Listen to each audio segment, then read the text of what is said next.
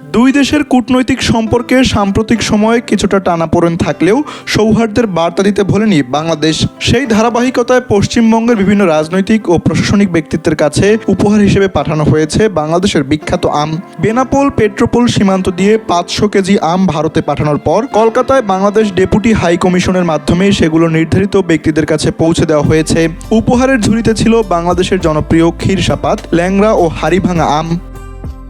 এই তালিকায় রয়েছেন পশ্চিমবঙ্গের রাজ্যপাল, বর্তমান মুখ্যমন্ত্রী, সাবেক মুখ্যমন্ত্রী, বিভিন্ন মন্ত্রী, বিধানসভার স্পিকার, বিরোধী দলের শীর্ষ নেতা সহ রাজ্যের আরও অনেক বিশিষ্ট ব্যক্তি। সরকার ও বিরোধী দুই পক্ষের নেতাদের কাছেই এই উপহার পৌঁছে দেওয়ায় বিষয়টিকে বিশেষ গুরুত্ব দিচ্ছেন অনেকেই। কূটনৈতিক মহলের মতে এটি শুধু মৌসুমি ফল উপহার দেওয়ার বিষয় নয়, বরং দুই প্রতিবেশী দেশের সম্পর্ক আরও আন্তরিক রাখার একটি প্রতীকী উদ্যোগ। বিশেষ করে সাম্প্রতিক সময় দুই দেশের সম্পর্কে কিছুটা শীতলতা দেখা গেলেও এমন উদ্যোগ ইতিবাচক বার্তাই বহন করে।